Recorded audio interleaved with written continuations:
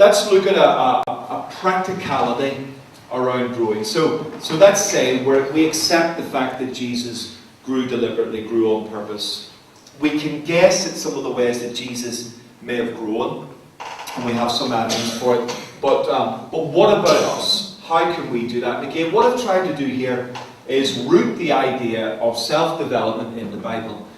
So that it makes it absolutely clear to people this is not just a business idea or a secular idea, but it's actually a biblical idea. I'm going to read something to you from Proverbs chapter 4. If you have a Bible, you want to follow it. Just the first 9 verses, and then we'll pick up some lessons, some ideas for us on how to grow on purpose in this area, and just using the word smart. So this could apply at multiple levels to you, but to help you. So Proverbs chapter 4, verse 1, if you have a Bible, that'll be great. If you want to follow it with me. It says this: "Listen, my sons, to a father's instruction, and pay attention and gain understanding. I give you sound learning, so do not forsake my teaching. For I too was a son to my father, still tender and cherished by my mother. Then he taught me, and he said to me, take hold of my words with all your heart. Keep my commands, and you will live. Get wisdom, get understanding. Do not forget my words or turn away from them. Do not forsake wisdom, and she will protect you. Love her, and she will watch over you. The beginning of wisdom is this: get wisdom. Though it cost you all you have, get understanding. Cherish her, and she will exalt you. Embrace her, and she will honour you. She will give you a garland to grace your head, and present you with a glorious crown." Just a couple of things to just introduce that, which you may have noticed in the passage. First of all, you may have noticed that the language is masculine. So it's a father speaking to his son or sons. And the context of that is not sexist. It's simply Solomon, the writer of the book, writing to his sons. And in the context of Solomon's day, it was the responsibility of a father especially to instruct and teach his sons directly. So it's not a sexist passage. And if almost to anticipate that argument, it's interesting that Solomon describes wisdom as a woman. Yes, absolutely. And if you've read Proverbs, you will notice a lovely play on the images of two women. You've got the woman who is called wisdom. She's desirable, she's attractive. And then you've got the woman called folly. And in fact, she's almost related to the image of a prostitute, where she'll take the best of your life and sort of suck you dry and then leave you as a withered heap sort of thing. That's the imagery. And Solomon plays on that deliberately for us. So that's just by way of introduction. What I want to do is look at the word smart and just break it down for us. Now again, by smart we don't mean clever smart. You know a lot of information smart. We're talking here in this context of smart, life smart. Understanding that how life works, how God wants life to work, and make that work. That's what we mean by smart. So I've met lots and lots of really clever people who are not life smart. Yeah. So I was in a particular context a couple of years ago. I was sitting beside someone in a working environment who, at an intellectual level, was like a brain on legs. This man could have a conversation for a couple of hours on a comma. You know, he could debate why that comma was in that place and why it could be moved. And incredible intellect, proficient in Hebrew and Greek and biblical languages, incredible scholar, socially completely dysfunctional, completely inept. Couldn't speak to people. You know, if he was passing you notes, he would go, you know. Really interesting combination. So a brilliant intellect, but very awkward in what I would call just normal life settings. So in smart, we're not talking about, oh, I know a lot of stuff. Alright? Because this is the Google generation. And we've got access to unbelievable levels of stuff. So if we want information, to prove we're clever. This should be the cleverest generation in the history of the world. But actually, the clever we're talking about, the smart we're talking about, is not just what we know. The smart is what we do. How we translate the knowing into lifestyle. That's what the Bible calls wisdom. Yes? So, the whole idea of embracing wisdom. Forgive the image, but making love to her. Becoming one with her. That's the image behind it. In the same way that the young man embraces the prostitute, becomes one with her, has intercourse with the prostitute, we are called to have intercourse, to embrace wisdom, to make her part of us. So it's not this little casual dabbling in wisdom or reading a book and learning something. It's about absolutely bringing God's smart into the centre of our world so that it literally transforms the way we live. Alright? So that's what we mean by smart here in the context of this. And I've discovered some things about life-smart people, like truly smart people. Smart people understand that they don't have all the answers. That's good. I get very nervous when I meet people who seem to have an answer to everything. So they're in my office seeking counsel, but they know all the answers. Well, why are you here? You clearly know everything. I remember sitting with a young man, and every time I said something, he said, I know. And after about 20 minutes of I know, I said to him, excuse me, with all due respect, you don't know. Because if you knew, you wouldn't be here. Right? You're the one in my office. You don't know. Stop saying you know. You think you know. If you knew, you wouldn't be here. Yes? So, actually, one of the great challenges of the church is we get people who get a little bit of knowledge and suddenly they're experts. Yeah. You find that a lot in the church. And actually, do you know what? We have to have a sense of humility to recognize when it comes to life and life issues, we don't have all the answers. So what do smart people do? They seek them out. They try to get answers. They don't just say, oh, well, I don't know the answer. They try to find what the answer is. And we'll look at that in a wee minute. Smart people understand that learning is a fundamental requirement of success. They understand that. Smart people understand, I won't get to where I need to go without learning something. Yeah? And so, be a lifelong learner. Now again, by learning, we don't just mean reading books, alright? We mean everything and anything that's going to help get God's wisdom into our world. That's what we mean by learning. So smart people understand that to get there they need to do that. Smart people understand that learning isn't a one-off experience. So sometimes in churches, I mean, you probably have one. We have a form and variation of that. We sometimes have discipleship courses. And we put someone on a 4-week discipleship course. And the danger is that after 4 weeks they think that's it. And actually, we've got to make sure that we say to people, discipleship is a lifelong process. That actually, that 4-week discipleship course is only the beginning of the journey of where we're going. But learning is not a one-off experience. So you may have come to this course, done this module, been part of this fantastic opportunity, and think, well, I've done that. But if it hasn't translated into doing, then we haven't done anything. Yeah? Sorry to be very direct with you, but that's the truth of it. And even if you have done it, there will always be more to do. Is that okay? In that context. And then smart people understand that no one is born smart. Just get smart. Now, we've met people that have an incredible ability to learn certain things. I have a friend, and he seems to have a genius for instruments. He can almost turn his hand to any instrument. It's amazing to see. The amount of instruments he can play is unbelievable. I met a guy once who had an incredible ability to learn languages. I think at the last count he could speak 9 languages, plus English. Isn't that amazing? Most of us would settle for 1 extra language. That's it. Now, you may have a gift in a certain area, but you still have to learn in those areas.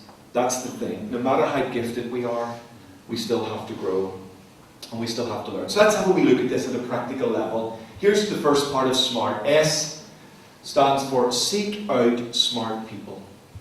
Seek out smart people. That's a biblical idea that we need to think about. Look at what the text says. It refers to a father's instruction. Verse 1, listen, my sons, to a father's instruction.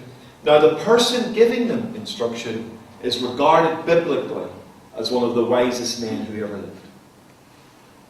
So that's a pretty good start, isn't it? That's a pretty good school to go to.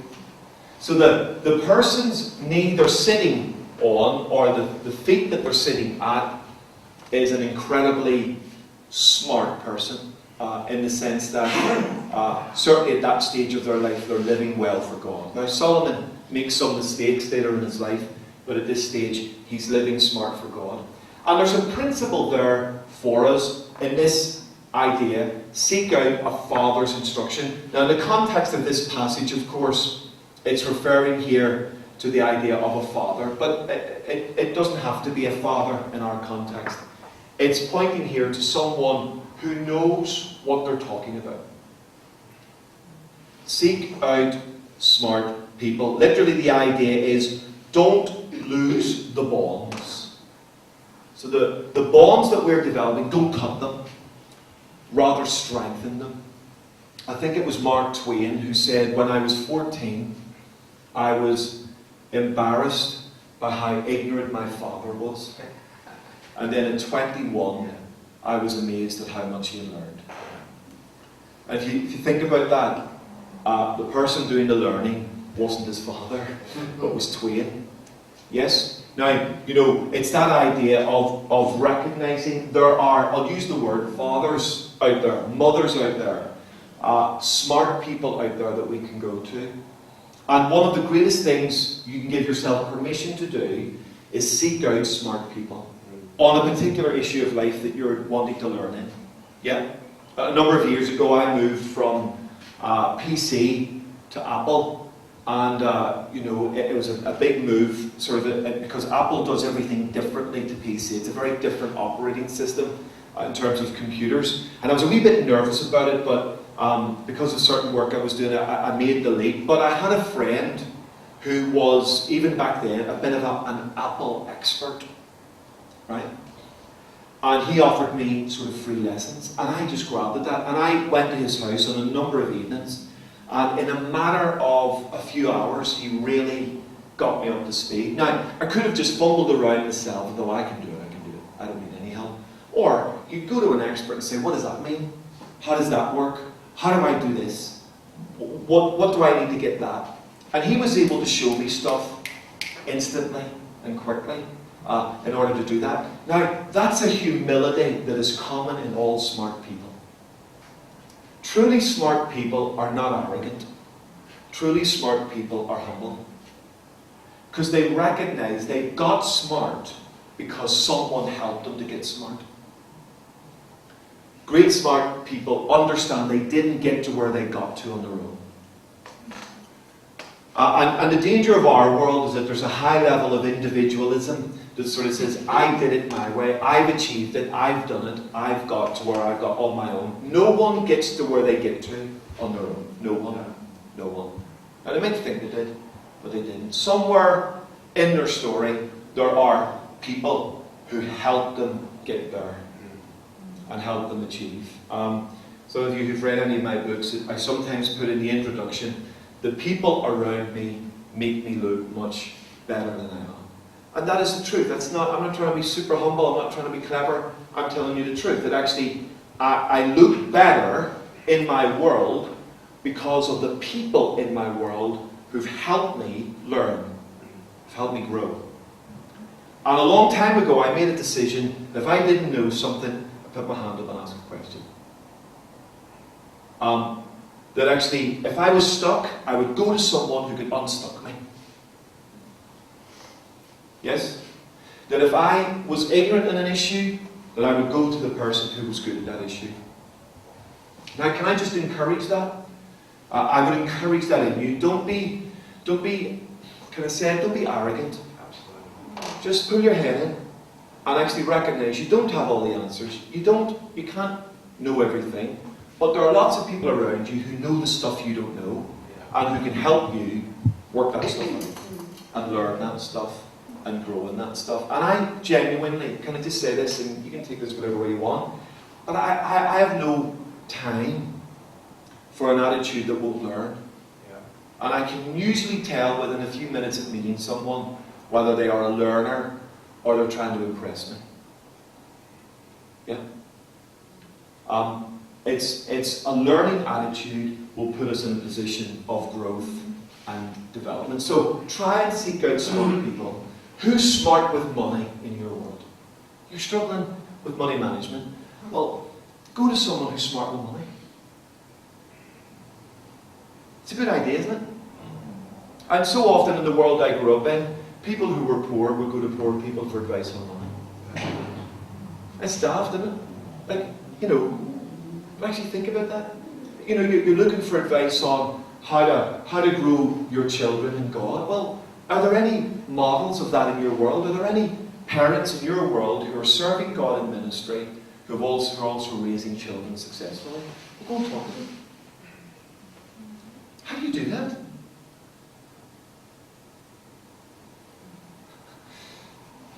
Very quiet. Okay, I'll keep moving. Second thing, make time to learn. So M, S, seek out smart people. M, make time to learn. Learning doesn't just happen. And I want you to see here in the passage we read, I don't know if you noticed it. Some of you may not have noticed it, some of you hopefully did.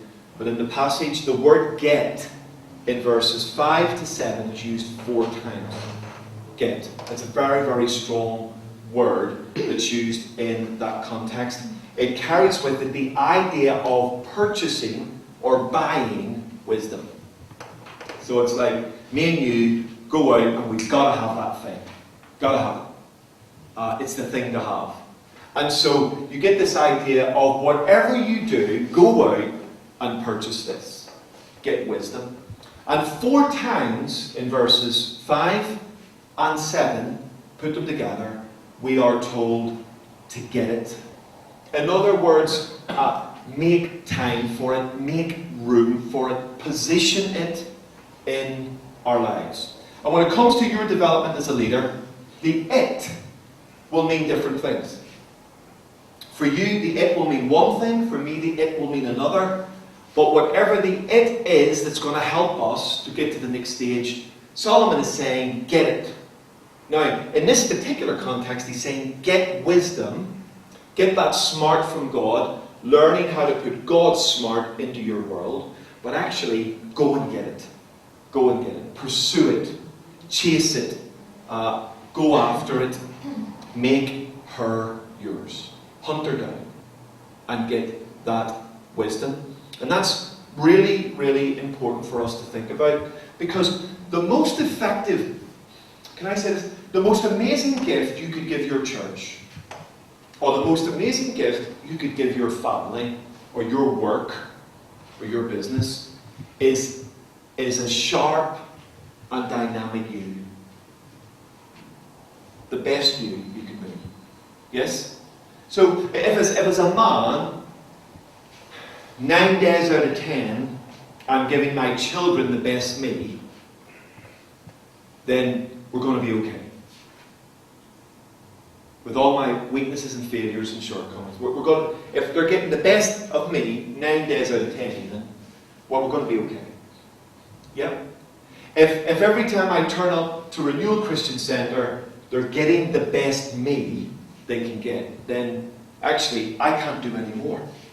Now, they may not like what it is I bring. They may not be satisfied with what I bring. That's not my problem. My responsibility is to bring the best me to the table. I've got to bring the best me into the room. Yeah? So tonight, in preparation for this, I want to bring the best me into this room for you. And actually, the best way for you to respect me is for you to bring the best you into the room. So that you're engaging.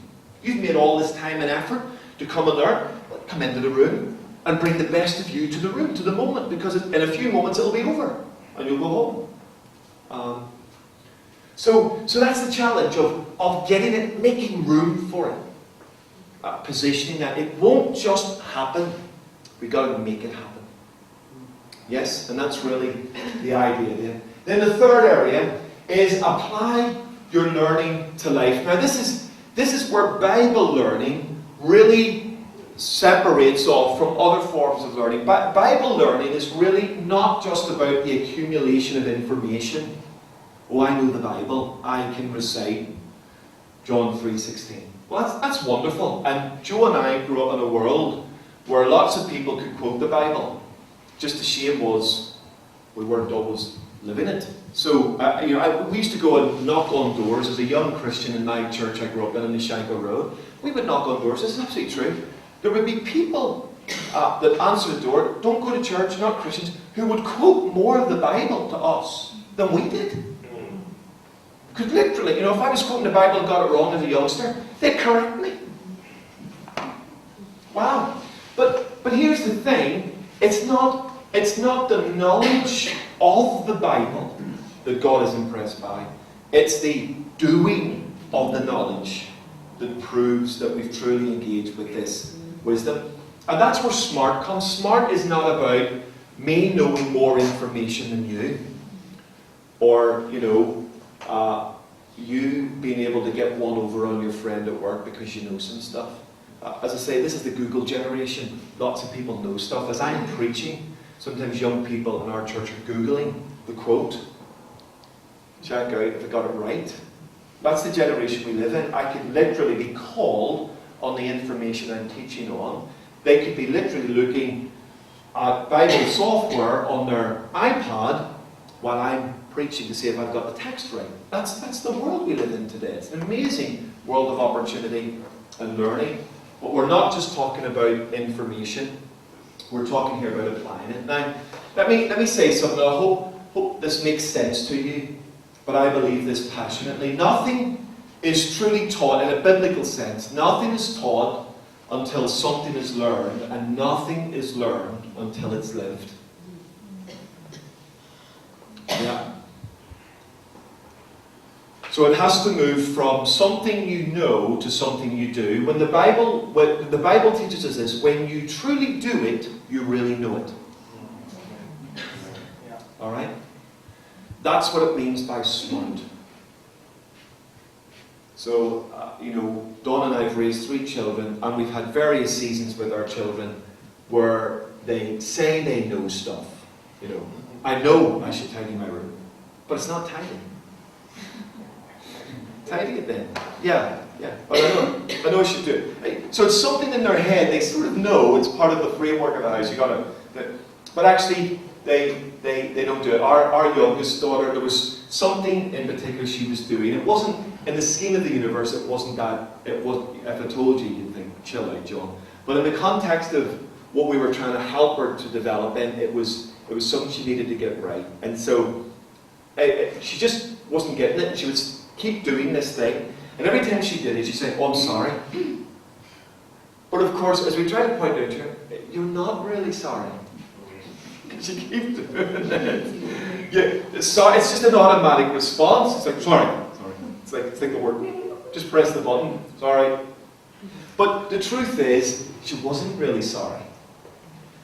What sorry means is, I understood I did something I shouldn't have done, and actually I won't do it again. That's sorry, isn't it? Yeah. I mean, that's real sorry. That's real smart sorry. And it's the same with life. We can fool ourselves into thinking we know stuff. And the problem or the challenge with the church is lots of people know stuff. And it's good, right? But actually, it's the doing of what we claim to know proves we really know it. Yeah? It's your doing, in the Bible sense, that proves your knowing. That's what smart is. So Jesus couldn't just quote the text, he lived the text.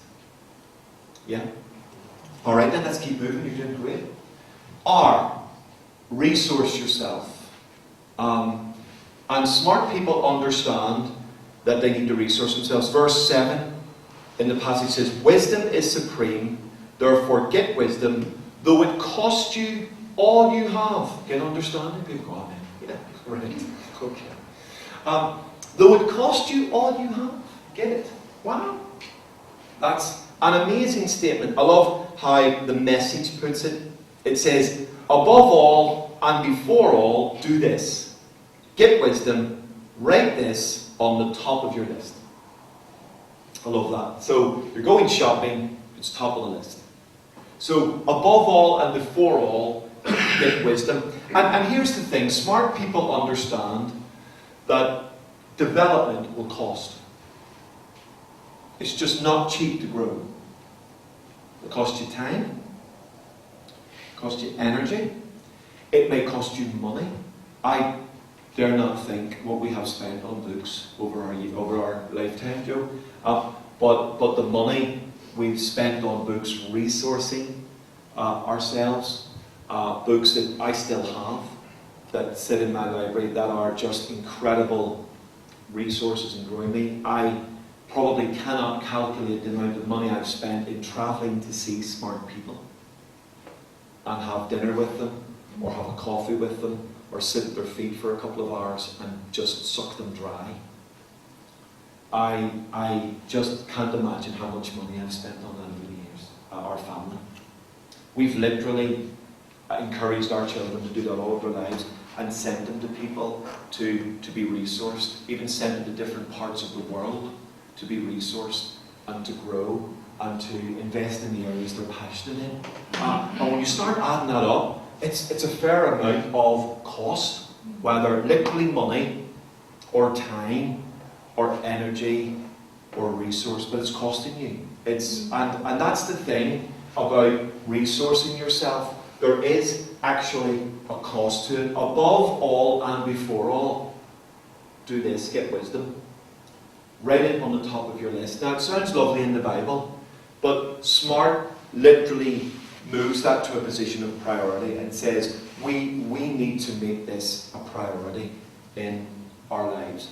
And pursuing development will cost you. I mean, it's cost you tonight. You could be at home relaxing. You could be at home watching TV. You could be out at the cinema. You could be chilling out. You could be doing something exciting like the irony or something. You could be at home doing anything like that. But actually, you're here with me. And the reason you're here is because you're taking learning seriously. You want to grow and develop. Yeah? So make the most of it in terms of that opportunity. And then lastly, in this context, take your opportunities. Take them. I love what it says here in this text, right at the end, verse 8. Gorgeous words, beautiful language.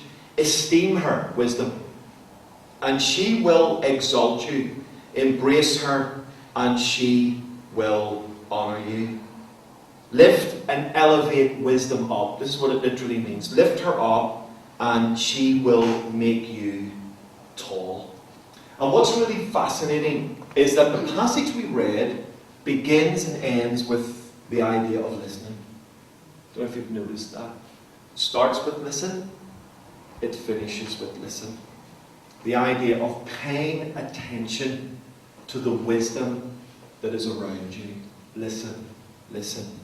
And one of the great challenges for us all is to listen more. And I don't just mean listening in the context of not talking, but I mean tuning our minds, our hearts, our lives into the learning opportunities all around us. Listen. There are learning opportunities every single day. One of the things that my wife loves to do as part of her morning devotions is when she goes into the bathroom, into the shower, she turns her Bible on her iPad. And so you've got the Bible being read out, and often I'm sort of in and out of the room, and I can hear the Bible being read. And she loves that, not only reading the Bible, but listening to it literally. And she can be tuned in, and it's amazing. She can be in the shower, and you're tuned in to this. I'm thinking, she can't possibly be listening to that.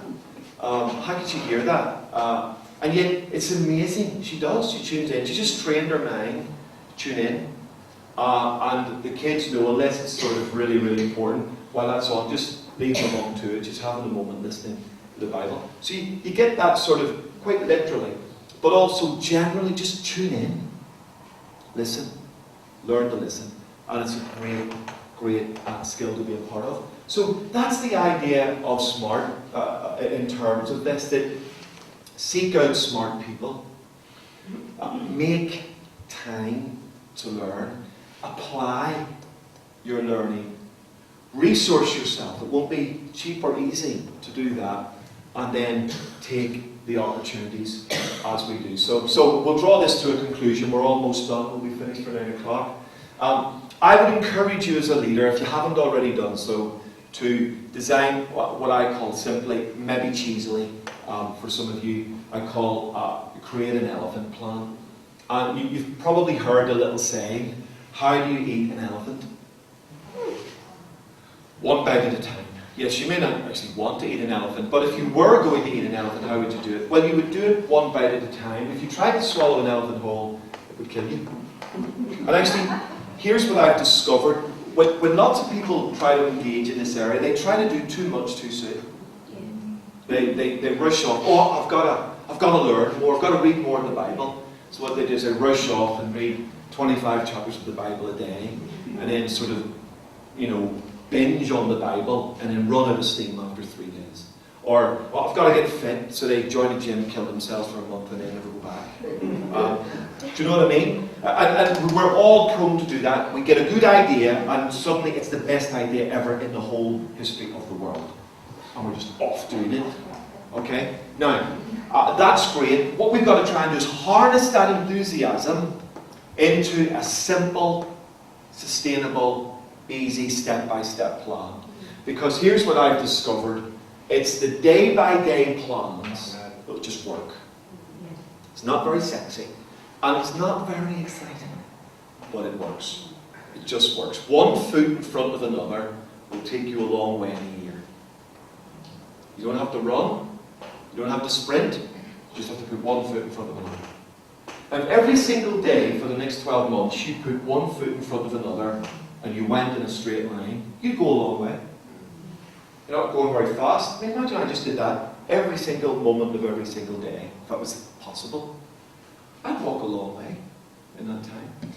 And it's amazing how far you can go if we create a simple, one bite at a time plan. Yeah? And that's the plan I have. My plan is really simple, and I just keep working to that plan. I've been a Christian since I was 8, as I told you. I've read the Bible cover to cover. Well, I just can't remember how often I've done that. And yet today, after many, many years of being a Christian, 26 years of ministry, I still have a simple Bible reading program. I got up this morning and I went to the next stage of my one bite at a time program and read the Bible. Yeah? And here's the thing, people are like, I'd love to read the Bible, but I just haven't managed to do it. Well, here's the thing, just as an example for you, if you read one chapter of the New Testament every day, just one, take you less than 15 minutes, you would read the New Testament 1.5 times a year. But the New Testament. And there are many Christians, many leaders have never read all 27 books of the New Testament yet. I taught at Bible college last year, and I always start my class by asking who's read the whole Bible cover to cover. We had 48 students in the class, and I said, who's read the whole of the Bible, all 66 books at some point in their life? 48 Bible students, 6? No. 6 had read the whole of the Bible. Right? 6. It's amazing, isn't it? Then I said, who's read, so obviously including these 6, who's read maybe just the New Testament part? 12 put their hands up.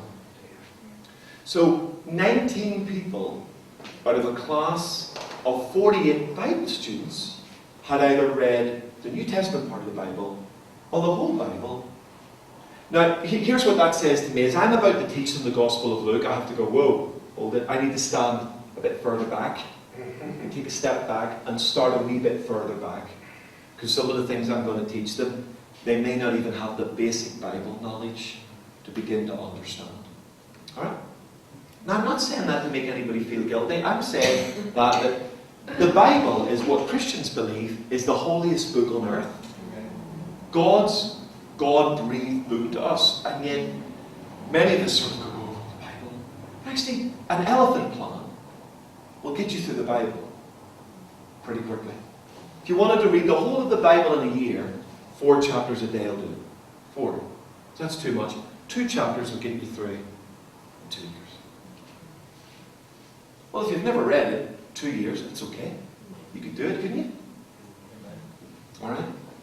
Sure? Yep. Okay, so in doing a plan, here's a couple of thoughts for you. A great plan needs a clear purpose. So if you're going to develop as a leader, you need a clear purpose. If you don't have purpose, the plan will drift, and you'll lose enthusiasm for it. I'm a member of a local gym, and there are 2 big spikes in here for gym membership. Can you guess when? January and exactly the summer. And January is New Year's resolution, post-Christmas, let's get the belly off, let's get lean and mean and get the 6-pack back, if we ever had one. June, we want to get into our Speedos, we want to get into our bikini. And so, what you end up with is a very short-term, fuzzy purpose. So people will get stuck into the gym for 2 months, and once they've achieved, oh, I've lost that 2 stone, or I got into the bikini, that's it, it's over. Alright?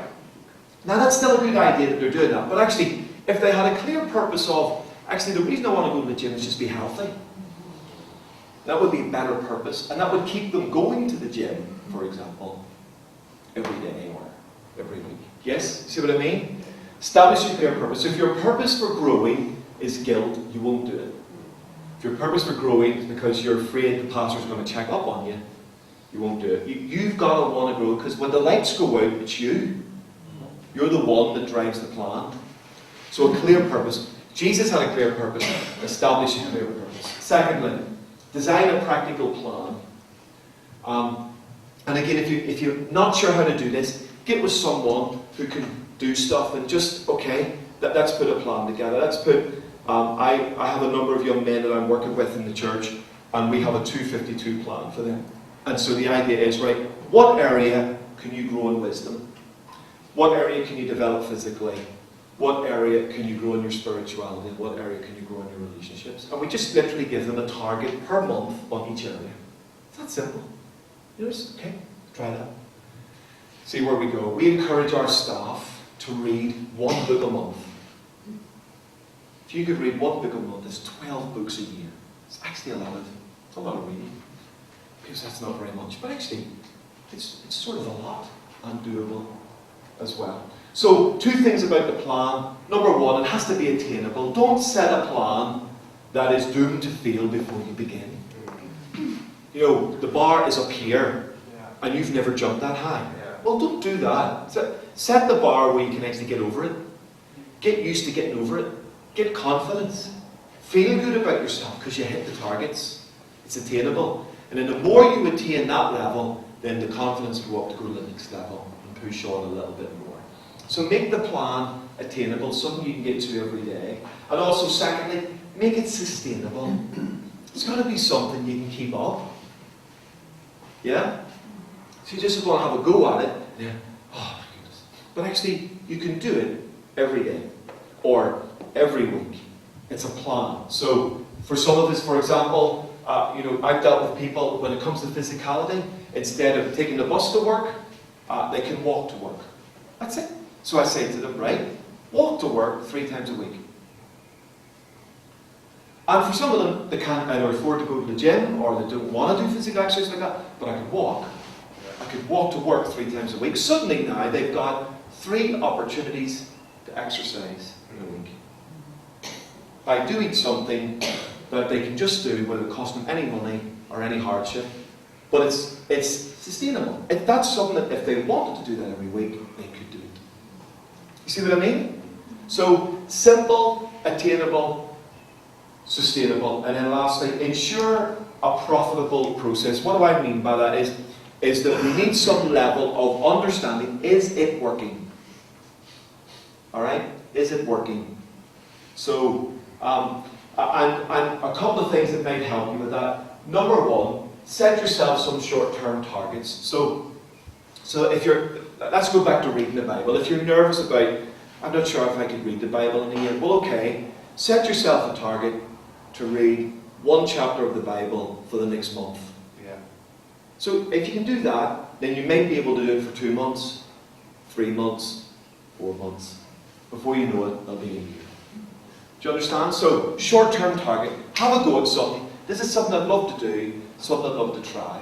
If you've never fasted before, don't start with 21 days. Start with a day. Yeah. So, let's see if I can fast for a day. That's right. Can I do that? Now, that's a short-term target. That's an attainable target. Have a go. Something like that. Do you understand? I'm just picking examples for you. With more time, we could do lots of that stuff. And secondly, regular accountability. One of the things that sometimes helps people is making themselves accountable to someone with their plan. So that's what some of the young men in the church will do with me. And all I'm really doing is checking the plan. How are you doing?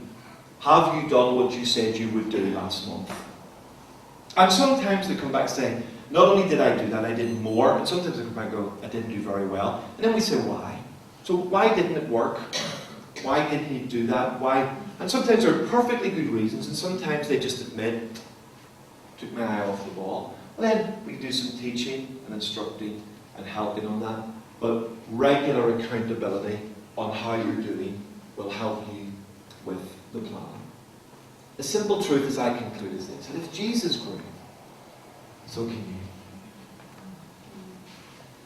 And the danger is we look at Jesus mystically and we go, wow, there's God in flesh, he's amazing. That's why he's like amazing, because God. And that's all true. But Luke tells us he grew as a person. And if Jesus could grow on purpose, for purpose, in purpose, actually it encourages me and you that we can do that too. Now our purpose may be different.